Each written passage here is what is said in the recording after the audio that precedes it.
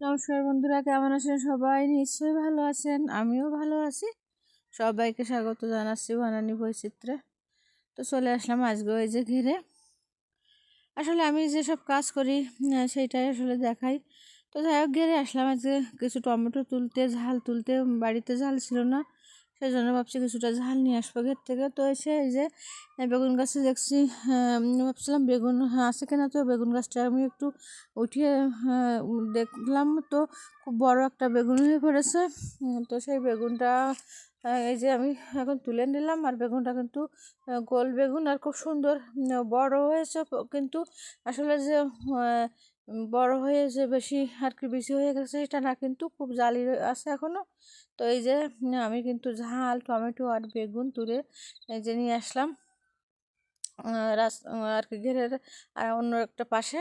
তো এই পাশটায় আসলে কি আর কি আমার আলু গাছ লাগানো, তারপরে ওলকপি, ফুলকপি, বাঁধাকপি, তারপরে বিটকপি, অনেক কিছু লাগানো এই পাশের এই যে রাস্তাটায়। আর অন্য পাশে তো এই যে বেগুন, ঝাল, টমেটো এগুলো লাগানো। তো যাই হোক, এই যে আলু গাছগুলো কিন্তু আগের থেকে অনেক বড় হয়ে গেছে। আর এই যে কপি গাছগুলো আপনাদের আগেও কিন্তু দেখেছিলাম, তখন সরু সরু চারা ছিল।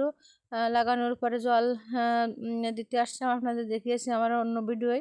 তো এখন কিন্তু কপিগুলো বড় বড় হয়ে গেছে, খাওয়ার মতো হয়ে গেছে। এখন এই যে তাই একটু দেখাচ্ছি। আর এই ওলকপিগুলোতে খাওয়ার মতো হয়ে গেছে। আর ফুলকপিতে একটু ছোটো ছোটো ফুল এসে গেছে। বাঁধাকপিতেও আর কি ছোটো ছোটো বাঁধাকপি কেবল হয়েছে। তো ওগুলো আপনাদের পরে আর কি একটা ভিডিও দেখাবো। তো যাই হোক, আমি ঝাল টমেটো বেগুন সব তুলে নিয়ে এই যে বাড়ি চলে আসলাম।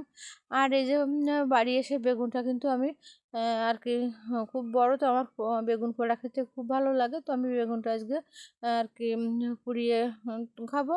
তো সেই জন্য এই ভিডিওটা কিন্তু আমার পরের দিন সকালে করা। তো পরের দিন আমি রান্না বান্না শেষে এই বেগুনটা কিন্তু আমি পোড়াতে দেবো। এখন তো গায়ে একটু সরিষার তেল মাখিয়ে দিলাম। আর এই যে এখন একটা কাঁচি দিয়ে আমি কিন্তু এভাবে একটু ফেলে দিচ্ছি। এভাবে ফেলে দিলে বেগুনটা কিন্তু আর আগুনের ভিতর দিলে কিন্তু অনেক সময় ফেটে যায়, তো ভিতরে ছাই ঢুকে যেতে পারে। তো সেই জন্য এভাবে ফেলে দিলে ভালো হয়।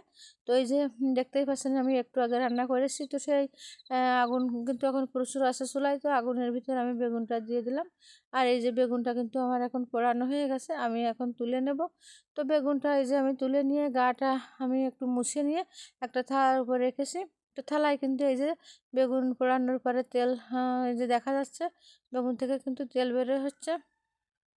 তো এই যে বেগুনটা কিন্তু আমি এখন এই যে ছালটা ছেলে নেব, তারপরে আমি বেগুনটা মাখিয়ে নেব। তো ভিডিওর এই পর্যন্ত এসে যারা এখনও লাইক দেননি তাদেরকে বলবো লাইকটা দিয়ে ভিডিও দেখবেন প্লিজ। সবাই আমরা সবাই সবার পাশে থাকবো, না হলে কিন্তু এগাতে পারবো না। তো যাই হোক, বেগুনটা কিন্তু আমি ছাড়িয়ে নিলাম। আর এই যে কাঁচা ঝাল আর লবণ নিয়ে এখন কাঁচা ঝালটা আমি লবণের সাথে ডলে নিচ্ছি। শুকনো ঝাল দিয়ে মাখাতে পারেন, তো আমার কাছে কিন্তু কাঁচা ঝাল দিয়ে বেগুন পোড়া খেতে ভালো লাগে। আর এই যে জালি এই বেগুনটা না কিন্তু একদম মিষ্টি লাগে। যেহেতু বেগুনটা কিন্তু বেশি বয়স না। আর এই বেগুন জাতটাও খুব সুন্দর। তো বেগুন ভর্তা কিন্তু এত ভালো লাগে, তা কি বলবো। তো আমি কিন্তু কাঁচা ঝাল দিয়ে বেশিরভাগ বেগুন পরে আর কি মেখে খাই। তো এই যে সরিষার তেল, লবণ, কাঁচা ঝাল দিয়ে বেগুনটা কিন্তু আমার মাখানো হয়ে গেছে। তো কেমন লাগলো আমার আজকের ভিডিও কমেন্টে জানাবেন। আর সবাইকে বলবো ভালো লাগলে লাইক কমেন্ট শেয়ার করে দেবেন। আর নতুন যারা দেখছেন আমার চ্যানেলটিকে সাবস্ক্রাইব করে আমার পাশে থাকবেন। পুরনো বন্ধুদের ধন্যবাদ। তো ভালো থাকবেন সবাই, দেখা হবে পরবর্তী নতুন কোনো ভিডিওতে।